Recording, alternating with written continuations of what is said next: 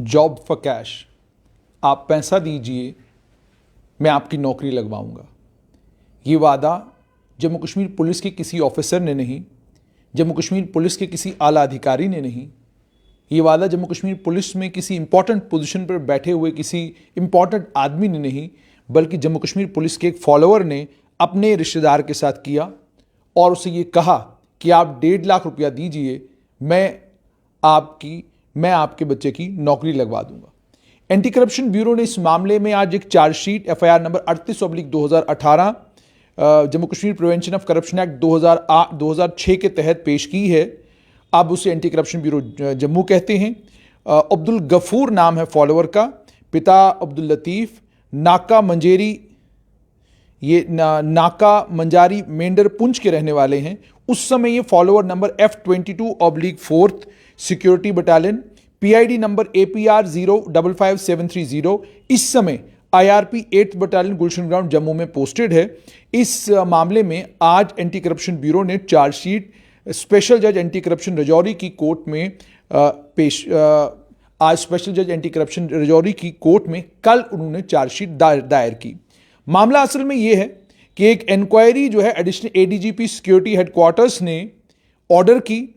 उनके पास एक शिकायत आई। शिकायत करने वाले थे अब्दुल मजीद पुत्र अलफदीन, धराना तहसील मेंढर डिस्ट्रिक्ट पुंछ के रहने वाले। उन्होंने शिकायत की। उन्होंने ये कहा कि अब्दुल गफूर ने उनसे रिश्वत मांगी।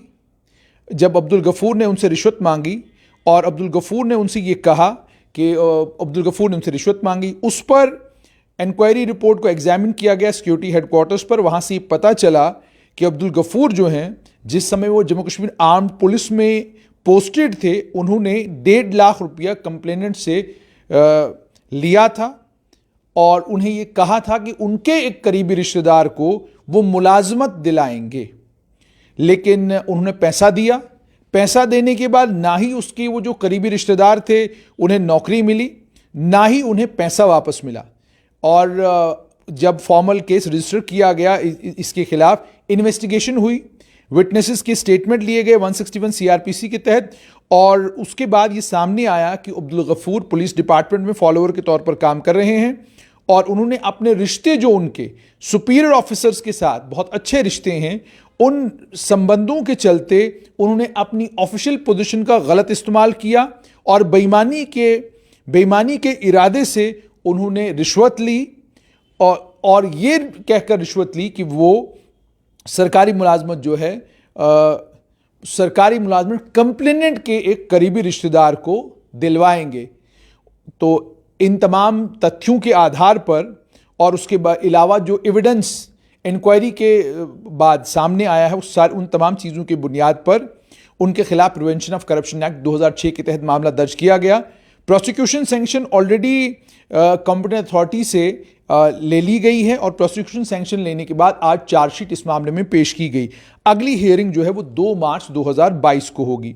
हालांकि ये एक मामला है, ऐसे कई और मामले जो हैं वो क्राइम ब्रांच के पास भी हैं और एंटी करप्शन ब्यूरो के पास भी हैं, जहां पर एक बड़ी रकम वसूली जाती है ये वादा करके कि आप इतनी रकम दे दें, आपकी ये रकम फलां जगह पहुंचाई जाएगी और इस रकम के बदले में आपको नौकरी मिलेगी। रकम जब दे दी जाती है, उसके बाद रकम लेने के बाद जिसको रकम दी जाती है वो आदमी भी गुम हो जाता है और उसके बाद वो पैसा भी कभी वापस दोबारा नहीं मिलता। यहां पर यह भी आपको बताएं, एक और मामला, उसकी डिटेल्स भी स्ट्रेट लाइन के पास हैं। सोशल मीडिया के ऊपर एक नेताजी हैं जो काफी मशहूर हैं।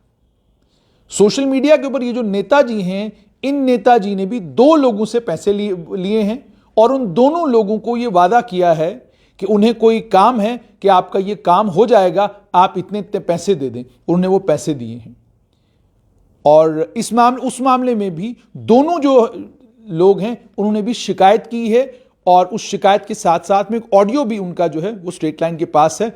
उस ऑडियो में साफ तौर पर सुनाई देता है कि वो नेताजी से पूछते हैं कि आपने हमसे पैसे लिए थे, पैसे कब तक आप हमें वापस देने वाले हैं। तो नेताजी उनसे ये कहते हैं कि आपकी अमानत मेरे पास है, जब भी जिस वक्त भी आप वहां आता हूं तो आपको ये पैसे वापस दे दूंगा। तो इस मामले में एंटी करप्शन ब्यूरो ने चार्जशीट फाइल की है और चार्जशीट फाइल करने के बाद अब इसकी अगली तारीख जो है वो 2 मार्च को है। 2 मार्च को इस मामले की सुनवाई दोबारा से होगी। और यह भी मैं आपको बताऊं कि 2 मार्च को इस मामले की सुनवाई होनी है। सुनवाई 2 मार्च 2022 को इस मामले की होनी है।